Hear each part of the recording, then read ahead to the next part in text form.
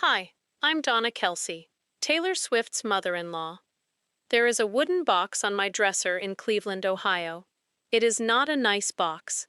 I want to be clear about that. It is not an antique or an heirloom in the way that word usually gets used. It is a plain cedar box about the size of a loaf of bread, with a brass hinge that sticks, and a lid that does not sit quite flat, because the wood warped sometime in the 1980s in a basement that flooded. My mother kept it on her dresser. Her mother kept it on hers. For 3 years, from the fall of 2023 until the summer of 2026, I would open that box maybe once a month and look at what was inside, and close it again and not do anything. I want to tell you what was in it. I want to tell you what I finally did with it in July of 2026. But I cannot start there, because if I start there, it becomes a sweet story about a mother-in-law giving her daughter-in-law a family heirloom, and that is not what this is. This is a story about being wrong. Specifically, about how wrong I was about Taylor Swift, for how long, and how she never once, not one single time, in 3 years, made me feel it. So I am going to start where the wrongness started. I am going to start with a suite at Arrowhead Stadium on September 24th, 2023. And I am going to be honest with you in a way I have not been honest publicly before, because I have decided that the honest version is the only version worth telling. Some of this is not going to be flattering to me. That is all right. I have lived 73 years. I have earned the right to say I was wrong out loud. Part 1. What I actually thought. September 24th, 2023. Kansas City. The Chiefs were playing the Bears. I want to be exact about what I knew going into that day. I knew my son had gone to an Eras Tour show at Arrowhead in July. I knew he had made a friendship bracelet with his phone number on it, which is one of the more Travis things Travis has ever done, and I knew he had not managed to give it to her, and I knew he had gone on his podcast and complained about it publicly, which is the second most Travis thing Travis has ever done. I knew that somehow, through a series of events that I did not fully understand and still do not, that had turned into her coming to a game. And I knew that I was going to be in the suite. Here is what I thought, sitting in my hotel room that morning, putting on a number 87 jersey and a pair of Chiefs earrings. I thought, this is going to be a lot. Not in a hostile way, I want to be precise. I was not hostile. I did not dislike Taylor Swift. I did not have opinions about her music one way or another at that point. I knew about 3 songs, all of them from the radio, all of them from years earlier. What I felt was something much more ordinary and much more mother-shaped than dislike. I felt worried. Because I have 2 sons, and I have watched both of them live parts of their lives in public, and I know exactly what happens when the public gets a story it likes. It does not let go. It does not check whether the story is good for the people inside it. It takes what it wants, and it uses it up, and it moves on, and the people who were inside it have to live in the wreckage afterward. And I looked at what was about to happen. The biggest musician in the world, walking into an NFL stadium to watch my son play football, and I thought, this is going to eat him. Not her. She had been famous for 20 years by then. She had a machine. She had people and lawyers and a security operation, and 2 decades of experience being looked at by the entire planet. Travis had none of that. Travis was famous the way athletes are famous, which is a very different thing. People knew his name. People had opinions about his hands, but he could still go to a restaurant, he could still drive his own car with the windows down. He had a life, and the life was his, and it had walls around it that he had built himself without ever thinking about it. I sat in a hotel room in Kansas City on September 24th, 2023, and I thought, those walls are about to come down and he does not know it. That was my first thought about Taylor Swift. Not she seems nice. Not I hope she likes him. I hope he survives this. I am not proud of it. But it is what I thought, and I said I would be honest. The suite was crowded. Suites always are. There were people I knew, and people I did not know, and people who were there for reasons that were never fully explained to me, which is normal at that level of football. She came in. I want to describe what she did in the first 90 seconds, because I did not understand what I was looking at until years later. She did not make an entrance. I have been around a lot of people who make entrances. Athletes make entrances. Executives make entrances. There is a way of walking into a room that says, "I have arrived, please adjust." Taylor Swift came into that suite the way a person comes into a suite. She said hello to people. She was introduced to me. She said something warm and normal. She sat down, and then she watched the football. That is the part that I noticed at the time and did not process correctly. She watched the football. She asked questions about it. When something happened, she asked what happened. When Travis did something, she reacted the way a person reacts, which is to say she was not curating a reaction. She just had one. At some point, I remember this clearly, she leaned over and asked me something about a penalty, and I explained the penalty. And she listened to the explanation and nodded, and then said something that indicated she had actually understood the explanation, which is more than I can say for a lot of people I have explained penalties to over 50 years. We got along fine. It was pleasant. And that is exactly the problem, because pleasant is what I registered, and pleasant is what I said out loud on national television 12 days later, and pleasant is the smallest, most inadequate word that has ever been used to describe what was actually happening in that room. Part 2. 2 words. October 6th, 2023. The Today Show. I was in New York. I was on television. Hoda and Savannah were both very kind and very good at their jobs, which is a dangerous combination for a person who does not want to say anything.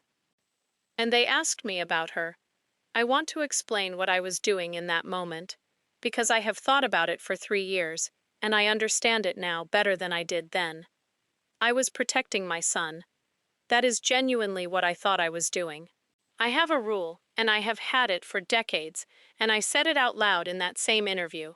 I do not talk about my son's personal lives. I do not give them advice. They sink or swim on their own. They make their own mistakes and their own accomplishments, and then those things belong to them. That is a real philosophy. I believe it. I raised 2 men on it. So when they asked me what it was like to meet Taylor Swift, everything in me went into defensive posture. Do not feed this. Do not give the story anything to eat. Do not say a single word that becomes a headline tomorrow. And what came out of my mouth was, "It was okay." 2 words. It was okay. They asked me more. I said it was too new. I said I did not like to talk about it. And when they pushed a little on what we had talked about in the suite, I said, and I remember exactly how I felt when I said it, which was clever. I said, "I'll never tell." And then the segment ended and I went home to Cleveland. My phone rang before I got to the airport. Travis. He said, "Mom." I said, "I know." He said, "You did great." I said, "Travis." He said, "No, I mean it. You did a super job. You didn't say anything. That's what you wanted." And I said it was okay. And there was a pause. And he said, "Yeah." And I said, "Travis, I said it was okay." And he said, very gently, in the way that Travis is gentle, which always surprises people who only know him as loud, "Mom, she's not going to care about that." And I said, "That is not the point." And he said, "What's the point?" And I said, and I had not known I was going to say it until it came out. I said, "The point is that it wasn't okay. It was better than okay." And I said the smallest possible thing about a person who was nothing but gracious to me, on television, in front of everyone, including her. Silence on the phone. He said, "She watched it?" I said, "Travis, of course she watched it." She had watched it. I did not know that for certain in 2023. I assumed it. You do not become the most famous woman in the world without knowing what is said about you on morning television, and even if she had not watched it live, somebody would have told her within an hour. I found out for certain in 2025. I will get to that. But in October of 2023, I sat in an airport in New York City with a boarding pass in my hand, and I understood something with total clarity that I have not been able to understand since. I had been given a chance to be kind about a young woman in public, and I had chosen to be careful instead. Those are not the same thing. I had thought I was protecting Travis. What I was actually doing was protecting myself. Because being warm about her on television would have meant taking a position, and taking a position would have meant I could be wrong, and I did not want to be on the record as having welcomed something that I privately thought was going to hurt my son. That is the real reason. It took me about a year to admit it to myself. It has taken me until today to say it out loud.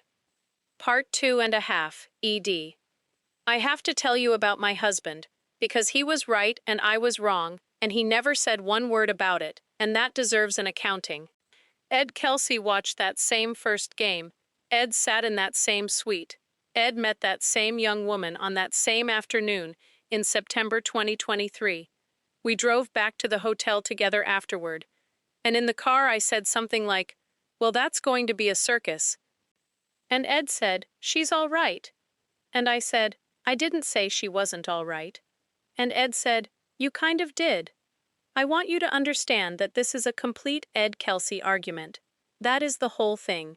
2 exchanges, 1 observation, done. He does not press. He does not build a case. He says the true thing once, and then he lets you get there, or not get there, on your own schedule. I did not get there for 2 years. He never brought it up again. Not once. Not in the winter of 2023, when I was privately certain it would be over by spring. Not in 2024, when it was obviously not over. Not in the summer of 2025, when Travis started asking me questions about rings in a very transparent way. 2 years of being right, and he never once said, "I told you so." Except, there was one moment, and I want to give it to you accurately, because it is the most Ed thing that has ever happened. August 2025. The night of the 26th. The engagement post had gone up. The internet was doing what it does. My phone had been going for 4 hours straight, and I had finally put it in a drawer. Ed was sitting in his chair. I came into the room and sat down across from him, and neither of us said anything for a bit. And then he said, without looking up, September 24th, 2023. And I said, "What about it?" And he said, "Car ride back to the hotel." And I said, "Ed." And he said, "I'm not saying anything." And I said, "You're saying something." And he said, "I'm saying a date." And that was it. That was the entire victory lap. A man waited 23 months to say a date out loud, and then went back to what he was reading. I have been married to him for a very long time, and I have never loved him more than I did in that chair on that night. Later, much later, months later, I asked him about it. I said, "How did you know? That first day. What did you see that I didn't?" And Ed thought about it for a while, the way he does, in a way that makes people who do not know him think he has not heard the question. Then he said, "She asked about the penalty." I said, "What?" He said, "She asked you about a penalty, and then she listened to the answer." He said, "People don't do that. People ask so they've asked. She asked because she wanted to know." He said, "Anybody who actually wants to know things is going to be all right." I have thought about that sentence probably 300 times since. Anybody who actually wants to know things is going to be all right.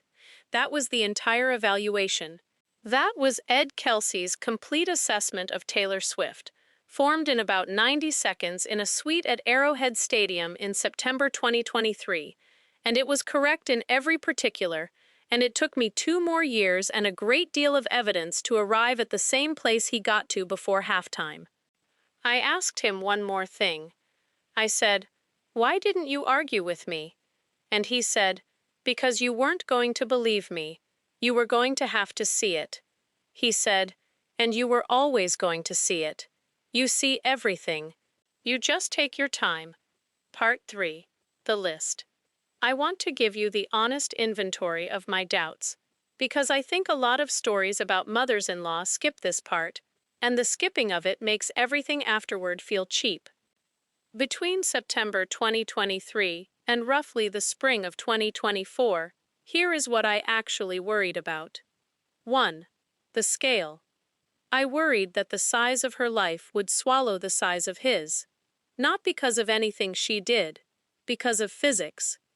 When two objects of very different mass come near each other, the smaller one changes orbit. That is not anybody's fault. It is just true. 2. The duration. I want to be honest here too. I did not think it would last.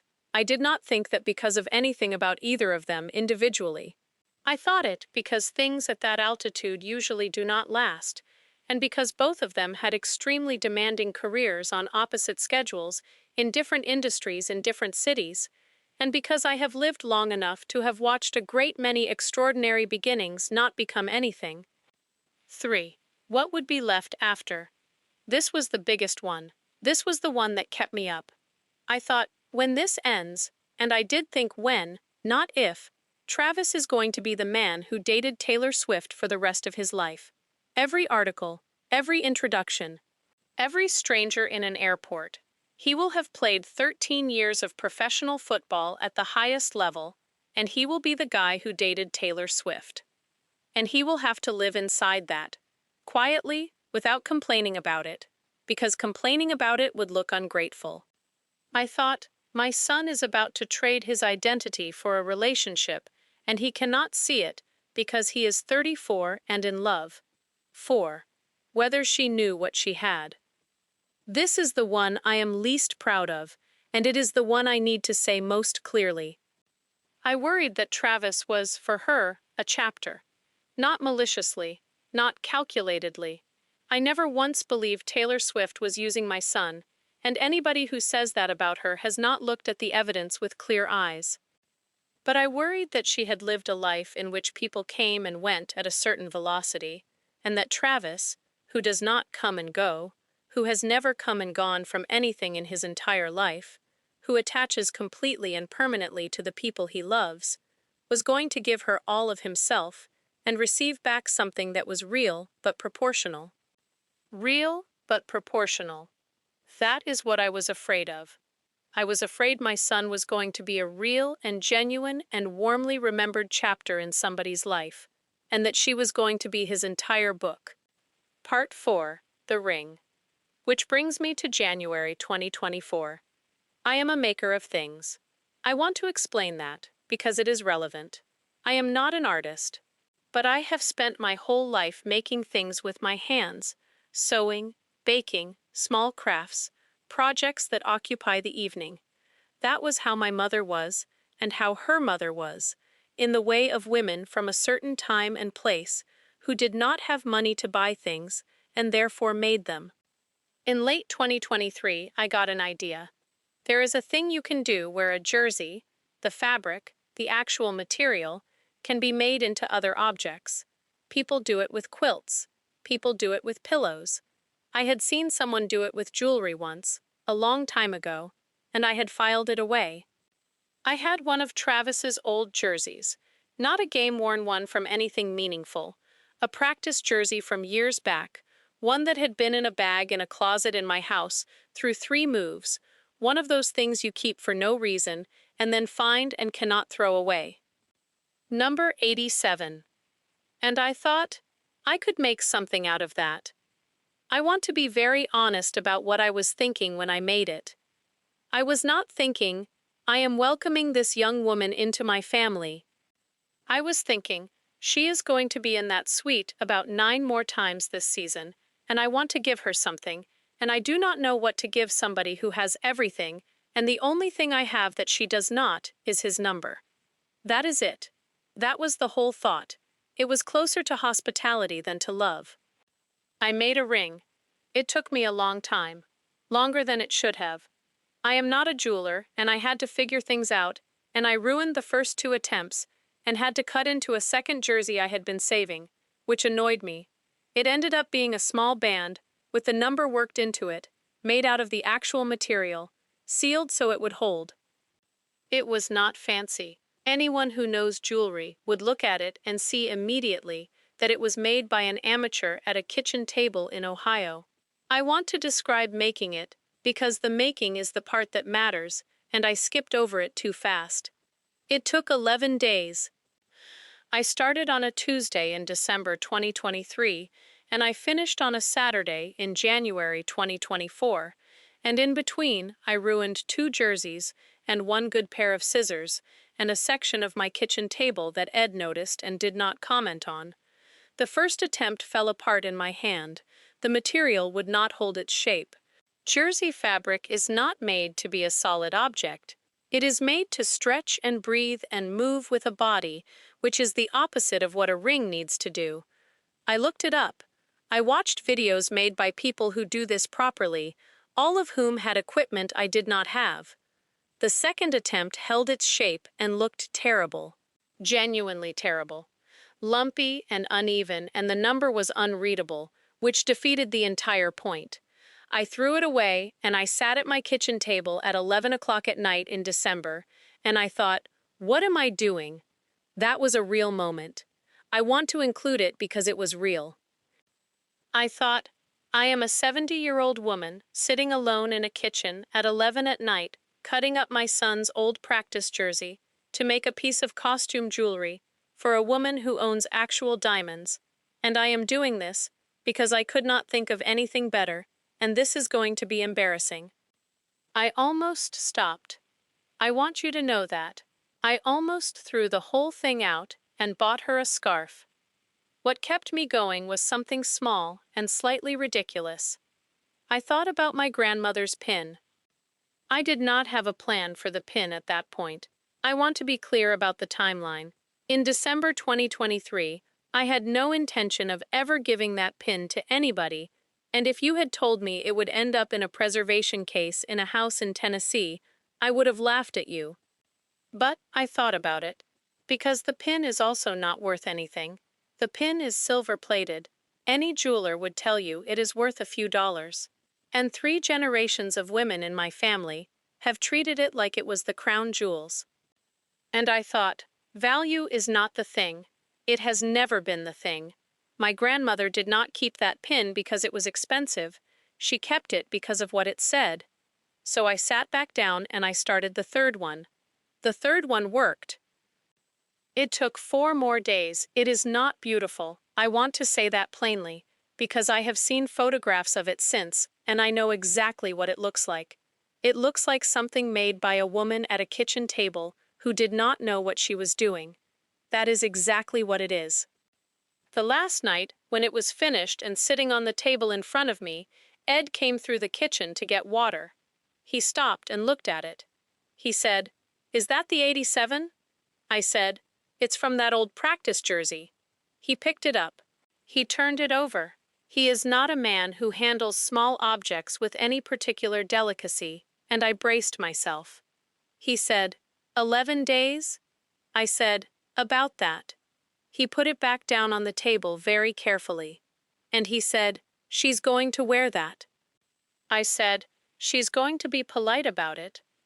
And Ed said, no, she's going to wear it. Then he took his water and went to bed. He was right about that too. I gave it to her in January 2024, before a playoff game. I did it quickly and without ceremony, because I was embarrassed. I remember saying something dismissive as I handed it over, something like, "This is silly, I just thought, since you're around," and pushing it into her hand and turning away. She stopped me. She physically stopped me.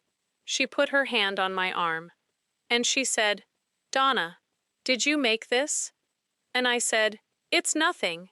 It's just..." And she said, "Did you make this?" And I said, Yes.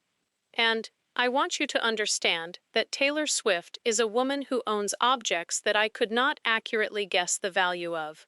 She has been given things by governments. She has received gifts from people whose names are on buildings. She held that ring in her hand and looked at it for what felt like a very long time. And then she said, "Nobody makes me things." Just that. Nobody makes me things. And then she put it on. And she wore it. At that game and at others. It got photographed, and people wrote about it, and I did not know what to do with the fact that a thing I had made at my kitchen table, with a craft knife and a great deal of swearing, was now in photographs. But here is the part that mattered, and that nobody photographed. About 3 weeks after I gave it to her, I got a note. An actual note. On paper. In the mail. To my house in Cleveland. It was not long, 4 or 5 sentences. I am not going to reproduce it because it is mine, but I will tell you the shape of it. She thanked me for the ring. She said she had been thinking about the fact that I made it rather than bought it, and about what that meant. And then she said one thing that I read probably 40 times over the following months. She wrote that she knew this was all a lot, and that she knew it had arrived in our family's life very fast, and that she wanted me to know she was not in a hurry with any of it. I am not in a hurry with any of it. I sat at my kitchen table in Cleveland with that note in my hands. Because that sentence was an answer to a question I had never asked out loud. I had not said one word to her about my worries. Not one. I had been perfectly warm and perfectly careful for 4 months. And she had answered anyway. Which meant she had seen it. Which meant she had known, the whole time, exactly what I was afraid of. And instead of confronting it, or being hurt by it, or proving anything, she had just quietly told me she was not in a hurry. That was the first crack in the wall. Part 5. 2 years of evidence. I want to move faster now, because the middle of this story is long and does not have big moments in it. It has small ones. That is how it actually happened. Nobody handed me a revelation. I did not have a moment where I suddenly understood. What happened is that over 2 years I accumulated evidence, the way you do, and at some point the weight of the evidence became greater than the weight of the worry, and the worry fell over. Here is some of the evidence. Spring 2024. A phone conversation with Travis about something else entirely. He mentioned in passing that Taylor had learned his mother's birthday and had asked him what I liked, and he had said he did not know, because he is a man and a son and 34 years old.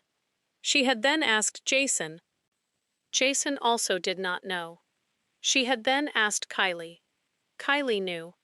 I got a gift on my birthday that year that was so precisely, specifically correct that I sat down when I opened it. I called Kylie. I said, "Did you help with this?" Kylie said, "She asked me one question and I gave her one answer and she did the rest." I said, "What was the question?" Kylie said, "She asked what you would buy for yourself if you were the kind of person who bought things for yourself." Nobody has ever asked a better question about me in my life. Spring 2024. A conversation with Kylie. I called her about something else. I do not remember what. And somewhere in the middle of it I said something about Taylor, something guarded, something in my careful register, and Kylie was quiet for a second. And then Kylie said, "Donna, can I say something?" And I said, "Always." And she said, "I went through this." I said, "Went through what?" She said, "Being the person who married into it." And I sat down, because she was right, and I had not thought about it in 11 years. Kylie Kelce married my son Jason in 2018. She had been with him for years before that. And she came into this family as a normal person, a field hockey player from Delaware, a woman with her own career and her own life, who had met Jason on a dating app, which is the least glamorous origin story in the history of this family, and which I love more every year. And I had been careful with Kylie too. Not unkind, careful, the same thing, the same protective, hold it at arm's length, Let's see if this lasts posture that I brought to a suite at Arrowhead in September 2023. Kylie said, "It took you about a year with me." I said, "Kylie." She said, "I'm not mad." I've never been mad. I understood it. You had 2 sons and no daughters, and you'd spent your whole life watching out for them. She said, "But I want you to know that I noticed. And I want you to know that the year I spent not being sure whether you'd decided about me yet was a long year." I did not say anything. She said, "Taylor's in that year right now." And then she said the thing that got me. She said, "Except her year is happening in front of 40 million people." I got off that phone call and sat in my kitchen for a long time. Because I had done it before. This was not a new failure. This was a pattern. This was a thing I did, a specific defensive maneuver I ran, on anyone who came for my sons, and I had run it on a girl from Delaware in 2013, and I was running it on a woman from Pennsylvania in 2024, and the only difference was the scale of the audience. I called Kylie back that night. I said, "I'm sorry about the year." And she said, "Donna, that was 11 years ago." And I said, "I'm still sorry about it." And there was a pause, and then Kylie Kelce said, "Okay. Thank you." And then she said, "Now go call the other one." I did not call Taylor that night. I was not ready. But I started paying attention differently after that conversation. That is what Kylie gave me. Not forgiveness. She had already given me that years earlier without my noticing. She gave me the information that I was running a pattern. You cannot stop doing a thing until somebody tells you that you are doing it. Summer 2024. The Eras Tour, London. Travis went on stage. You have all seen it. He wore the top hat and the coat, and he carried her across the stage, and the whole internet did what the internet does. Here is what nobody saw. He was terrified. He had rehearsed it for weeks.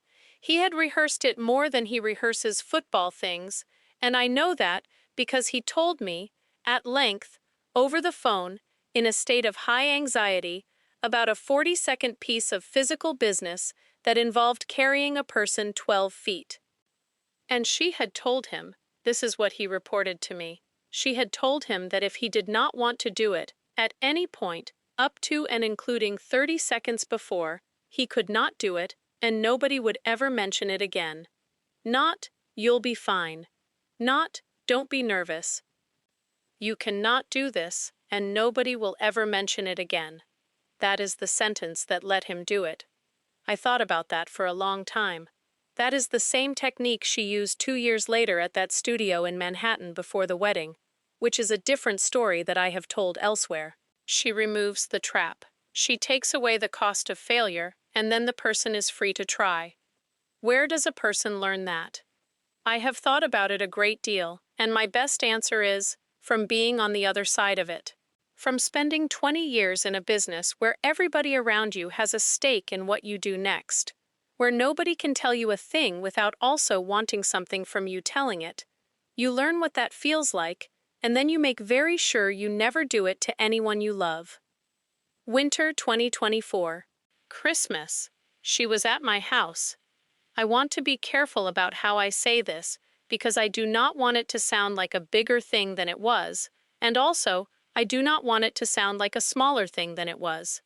Taylor Swift was in my kitchen, in Cleveland, Ohio, on Christmas, doing dishes. That is it. That is the whole story. She was doing dishes. Not performatively. Not as a gesture. She had eaten, and there were dishes, and she got up and started doing them. And when I told her to sit down, she said something about how she had been raised and kept doing them. Andrea raised her right. I have said that to Andrea since, and I will keep saying it. And I stood in my own kitchen watching the most famous woman in the world scrub a roasting pan, and I thought, with total clarity, I was wrong about number 4. Number 4 was whether she knew what she had. She knew. You do not scrub somebody's roasting pan on Christmas if the family is a chapter. Spring 2025. A hard week. I am not going to say what it was. It was a health thing, it was mine, it turned out fine, and it is not what this story is about. But there were about 9 days where things were uncertain. Travis was in the middle of the off-season and had commitments, and I told him not to come, and he came anyway, because of course he did. Taylor came too. She did not announce it. She did not make it a thing. She showed up at a hospital in Ohio with a bag of food from a place I like, and she sat in a waiting room for 4 hours and read a book. At one point I told her she should go. I said, "You have things." And she said, "I moved them." And I said, "Taylor." And she said, without looking up from her book, "Donna, I moved them. That's the end of the conversation." Then she turned the page. That was the day.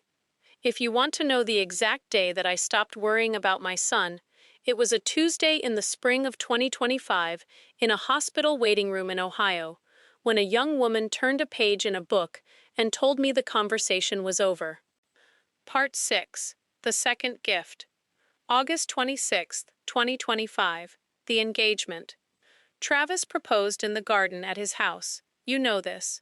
Your English teacher and your gym teacher are getting married. He called me before the announcement. He had called me on the night of the 13th when he actually did it, and then again on the 26th, right before the post went up.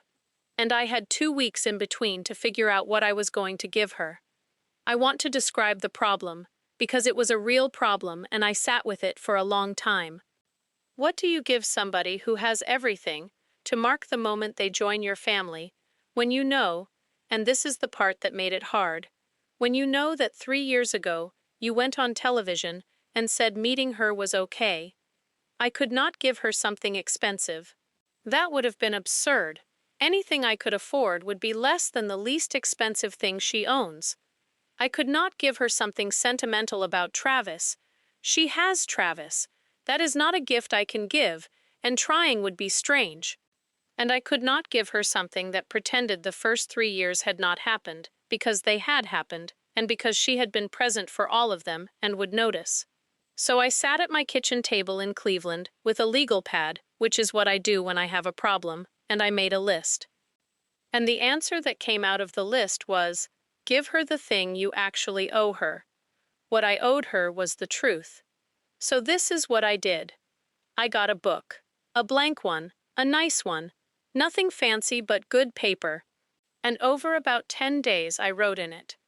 I wrote down every single thing I had ever thought about her. All of it. In order. Dated where I could remember the dates. September 24th, 2023. I hoped she would leave my son alone within a year. October 6, 2023. I said it was okay on television because I did not want to be on the record welcoming something I thought would hurt him. January 2024. I made her a ring because I could not think of anything else, and she asked if I had made it, and nobody makes her things. February 2024. She sent a note that answered a question I never asked. Summer 2024. I learned she tells him he can quit, and nobody will mention it, and I did not know where a person learns that. Christmas 2024. She did the dishes. Spring 2025. She said I moved them, and turned a page. I wrote it all. The unflattering parts especially. Every doubt on the list from part 3 of this story is written in that book in my handwriting, with a date next to it. And on the last page I wrote one line. I wrote, I was wrong about all of it, and you never once made me feel it, and I do not know how you did that, and I would like the next 50 years to make up for the first 2. Writing that book was the hardest thing I have ever done with a pen in my hand.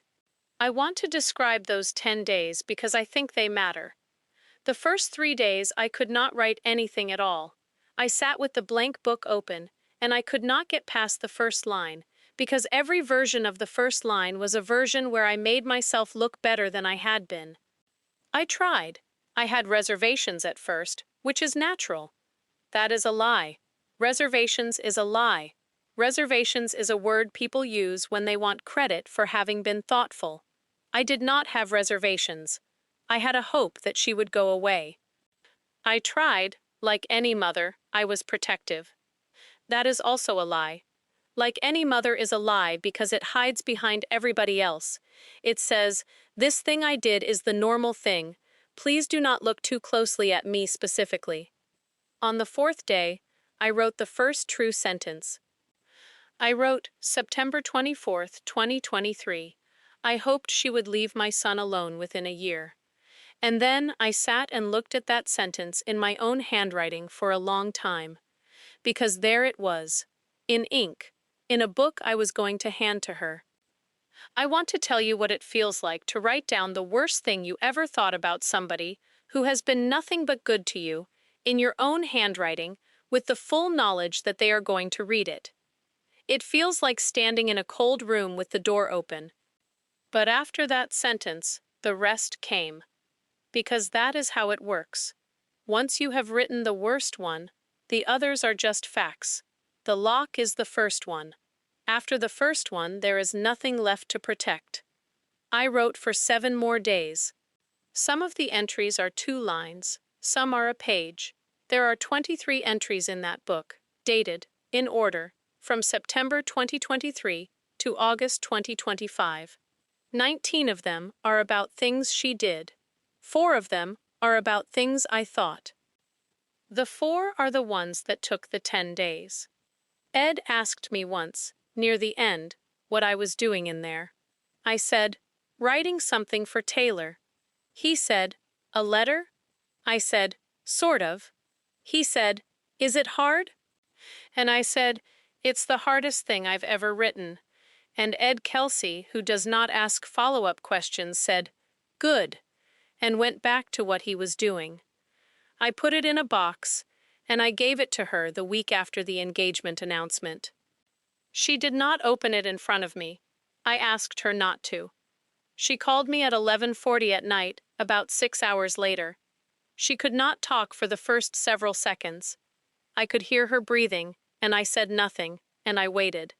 Finally, she said, Donna. I said, I'm here. She said, you didn't have to do that. I said, I did, actually. She said, I never held any of it against you, not one day. And I said, I know.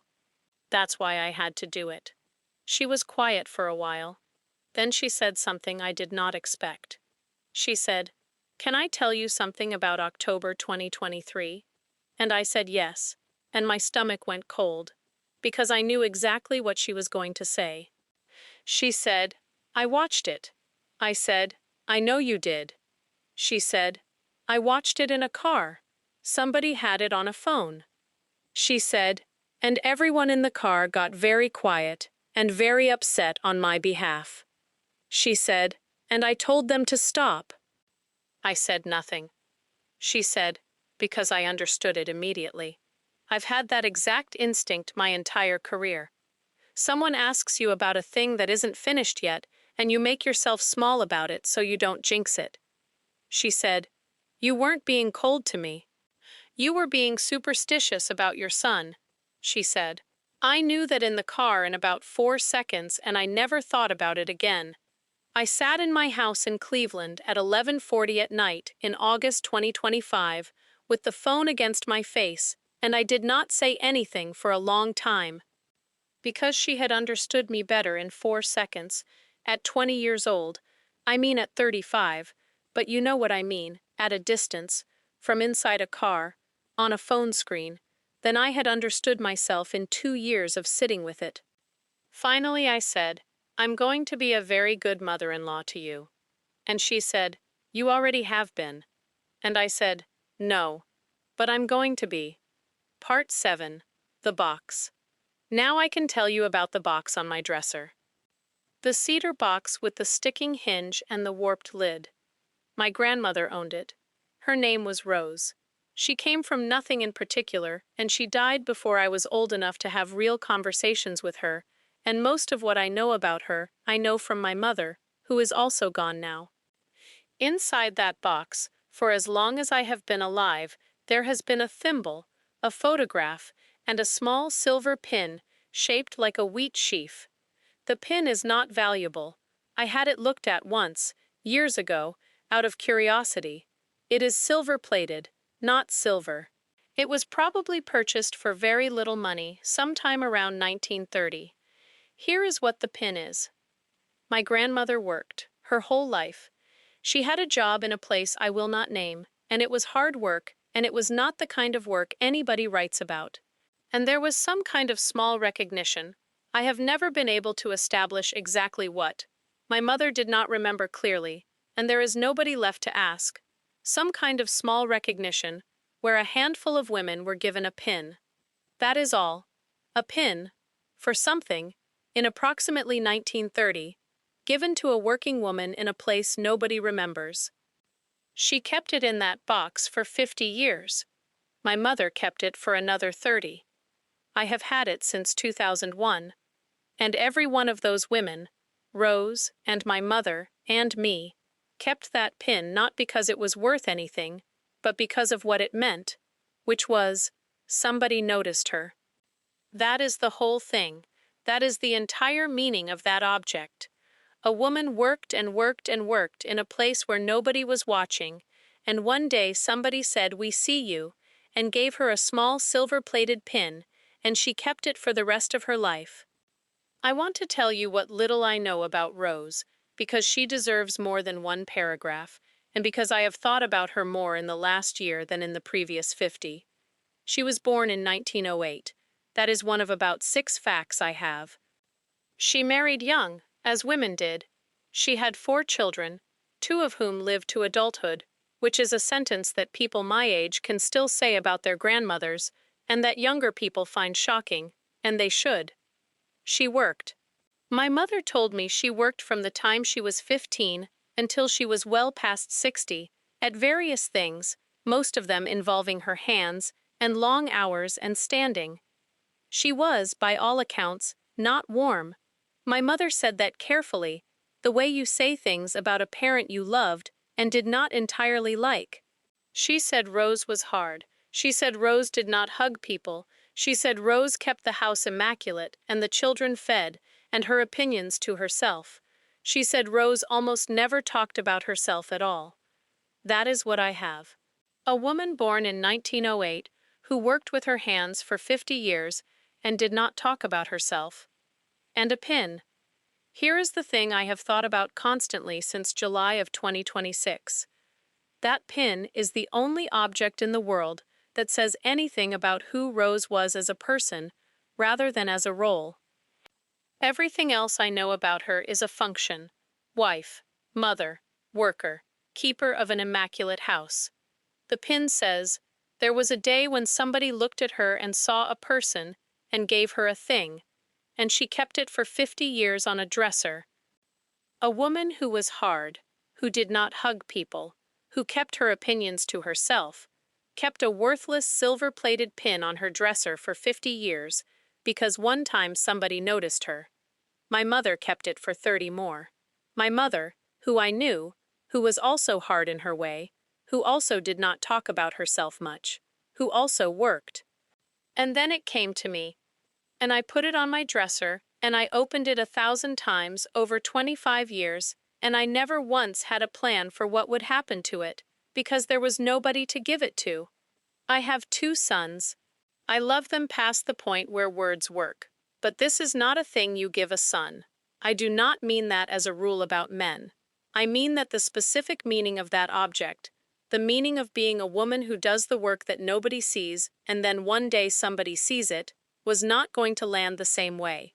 For 25 years, I had a thing that meant everything and nobody it belonged to. Then Kylie married Jason. And I want to be honest about this too, because I have been honest about everything else. I thought about giving it to Kylie. I thought about it more than once. Probably in 2019, definitely in 2021 after Bennett was born. I would open the box and look at the pin and think about Kylie, who works harder than almost anybody I have ever met, who was at that point raising 3 small children mostly alone during football seasons, who nobody was watching. And I did not do it. I have asked myself why for years, and I have exactly one honest answer, which is, I did not do it because I did not want to have the conversation. Giving somebody that pin requires explaining what it means. Explaining what it means requires saying, I see you out loud to a person's face. I come from women who did not say things like that out loud. Rose did not. My mother did not. And I was standing in a line of women who had kept a pin about being noticed, and could not, any of us, tell each other that we noticed. I want to say something to Kylie here directly, because she may hear this, and because it should be said and not held. But it was always going to be Taylor eventually, because of how the story happened to fall. But it should have been you first, in 2021, and it was not, and the reason it was not is that I was a coward about a conversation. I am not a coward about that conversation anymore. Ask me why, and I will tell you. Because a woman from Pennsylvania sat at my kitchen table in August 2025 and read 23 entries in my handwriting about every ugly thing I ever thought about her, and then called me at 11:40 at night and told me she never held one day of it against me. After somebody does that to you, you stop being afraid of saying, I see you. It is a small skill. I learned it at 72. Better than not learning it. I have opened that box maybe 1,000 times. I never once had a plan for what would happen to it. Part 8, July 2026. The wedding was July 3rd. I have described it elsewhere, and I am not going to describe it again here, because this story is not about that room. 9 days later, Travis was at training camp in Missouri, and Taylor came to Cleveland. Just her, by herself, meaning with her security, which is not by herself, but without Travis. She came for the day. She had asked if she could, and I had said of course, and I had spent 3 days cleaning a house that did not need cleaning, because that is what you do. We had lunch. We talked for a long time about the wedding, about camp, about Jason and Kylie, about the girls, about 100 ordinary things. And at some point in the afternoon I said, I want to give you something. And I went and got the box. I put it on the table between us. I said, this belonged to my grandmother. Her name was Rose. And then it belonged to my mother. And then it was mine. I opened it. I took out the pin, and I put it in her hand, and I told her what it was. I told her about the working, and the nobody watching, and the small recognition, and the 50 years on a dresser. I said, somebody noticed her. That's all this is. That's the whole thing. Taylor held that pin in her palm and did not say anything. I said, I want you to have it. And I want to tell you why, because the why matters more than the object. And this is what I said. I have thought about it many times since, and I believe I have it about right. I said, for 3 years I watched you do things that nobody was going to see. You did dishes in a kitchen in Ohio. You sat in a hospital waiting room and read a book for 4 hours. You asked Kylie what I would buy for myself if I were the kind of person who bought things for herself. You made my son believe he could quit anything and nobody would mention it. I said, none of that was for a camera. None of that was for the story. Some of it, nobody in the world knows about except me and you, and about 4 other people. I said, you have every award there is. You have things I cannot conceive of. There is nothing I can give you that means anything in that category, and we both know it. I said, but this is the pin they give a woman when somebody finally notices what she has been doing when nobody was watching. I said, and I have been watching, Taylor, for 3 years. I have been watching very closely, and I started out looking for the wrong things. I said, I noticed. She did not say anything for a while. Then she closed her hand around it. And she said, what was her name again? And I said, Rose. And she said, Rose. And then Taylor Swift put her head down on my kitchen table in Cleveland, Ohio, and cried for about 1.5 minutes with a silver-plated pin from 1930 held tight in her fist. And I sat with my hand on her back and let her. Part 8.5. What Andrea said. About 3 weeks after that afternoon in my kitchen, Andrea Swift called me. We talk regularly now. That is a thing that happened over 2026 that I did not expect and that has become one of the better parts of my life. But this call was different. She opened with, "Do you have a minute?" And she did not open with that usually.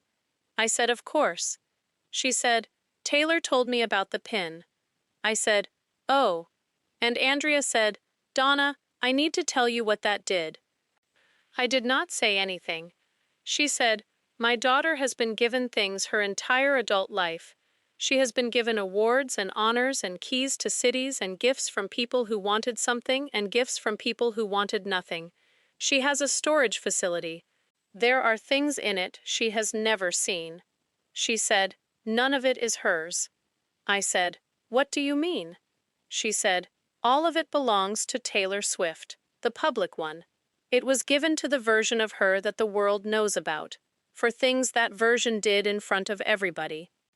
She said, "Nobody has ever given her anything for who she is in a kitchen." Long pause. She said, "She called me from the car after she left your house. She could barely talk." She said, and when she could talk, she said, "Mom, she was watching. The whole time. She was watching the small things," Andrea said. And I said, "Of course she was, Taylor. She's a mother. That's what we do." And then Andrea said something to me that I want to put down carefully, because it is the highest compliment I have ever received, and I want to get the wording right. She said, and Taylor said, "No, Mom, you don't understand.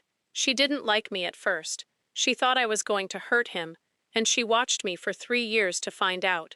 And when she decided, she gave me the thing her grandmother kept for 50 years. Andrea said, and then Taylor said, "That's not a gift, that's a verdict." That's not a gift, that's a verdict. I sat with the phone against my ear, in my house in Cleveland. Andrea said, "Donna, are you there?" And I said, "I'm here. I'm sitting down." She said, "I know." I sat down too. And then she said, "I want to say thank you." And I said, "For what?" She's the one who. And Andrea Swift said, "No. Listen to me. I want to say thank you for not pretending." She said, "You could have been warm to her from day one. It would have been easy, and it would have cost you nothing, and she would never have known the difference." She said, "And it would have been worth nothing, because she would never have known whether you meant it." She said, "Instead, you doubted her honestly for 3 years, and then you changed your mind honestly, and then you told her the whole thing in writing." She said, "My daughter has spent 20 years around people who decided to like her before they met her. Do you have any idea what it is worth to her that somebody didn't?" I did not. I do now. Part 9. What she did with it. I found out about a month later. Travis called me. He was in Kansas City. Season was starting. He was calling about something else, and then he said, in that sideways way he says things that matter, "Hey, she had that pin looked at." I said, "It's not worth anything. I had it looked at years ago." He said, "No, not for value. She had somebody look at it to figure out how to preserve it, because it's 90-something years old and it's plated, and plating degrades." He said, "She was worried about it falling apart." I said, "Oh." He said, "Mom, she's got it in a case, like a real case, with the humidity thing. It's in the house. It's not in a drawer." I said, "Oh." He said, and she told me the whole story. About Rose. About the job and the pin and the dresser. He said, "She told it to me the way you'd tell somebody about your own family." I sat down. He said, "Mom?" And I said, "Yeah." And he said, "Are you crying?" And I said, "No." And he said, "Okay." And then he said, "I'm gonna go, I've got a thing, love you." And he hung up, because he is my son, and he knows exactly when to get off the phone, which is a skill he did not learn from me. Part 10. What I would say to a woman my age. I want to end somewhere different than I usually do. I am not going to talk about 50 years from now. I have done that before and I meant it, But this story does not want that ending.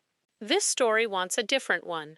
If you are a woman my age, and I know a lot of you are, because you write to me, and because I read what you write, and your child has brought someone home that you have doubts about, I want to say a few things to you specifically.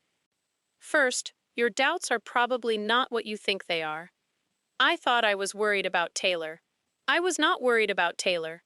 I was worried about the world, and about scale, and about what happens to people who get looked at too much, and about my own son's capacity to survive something enormous. Taylor was standing in the place where all of that landed. That is very common. That is, I suspect, the most common shape of a mother's doubt.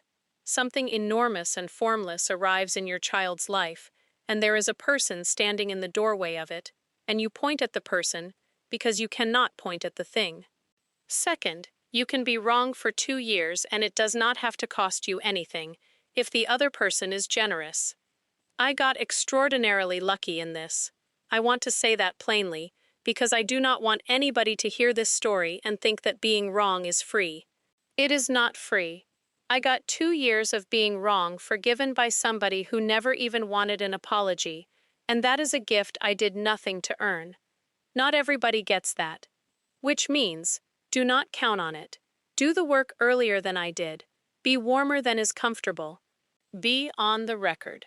Third, and this is the one I actually want you to keep. Watch what they do when nobody is watching. Not what they say, not what they post, not what they do at Christmas dinner when the whole family is looking. Watch the waiting rooms. Watch the dishes. Watch what they ask other people about you when they think you will never find out. I spent 6 months evaluating Taylor Swift on the basis of her fame, her schedule, her scale, and her history, and I got every single conclusion wrong. I got it right the day I stopped watching the big things and started watching the small ones. That is the only instrument that has ever worked. On anybody, in any situation, for all of human history. Watch the small things. They will tell you everything. One last thing. In October of 2026, I did something I should have done 5 years earlier. I could not give Kylie the pin. There was only one, and it was gone, and that was right. That was how it was supposed to go. So I made her one. Not a copy. I did not try to reproduce Rose's pin, because that would have been a lesser version of a thing, and Kylie deserves better than a lesser version of anything. I found a woman in Cleveland who does metalwork. I paid her actual money, which I mention because I want you to know I did not do this at my kitchen table with a craft knife this time. I had learned something about the difference between effort and quality, and I wanted this one to be good. I designed it. It took a while. It is a small silver pin, real silver, in the shape of a field hockey stick, crossed with a wheat sheaf. The wheat sheaf is Rose.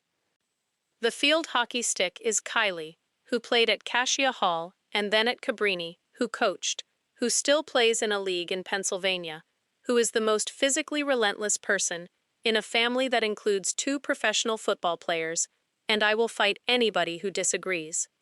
I gave it to her in October. I drove to Philadelphia to do it, which Kylie found suspicious immediately because I do not drive to Philadelphia for no reason. I gave her the box in her kitchen with 4 children making noise in the next room, which is the correct environment for that gift, which is in fact the entire point of that gift. And I said the thing out loud.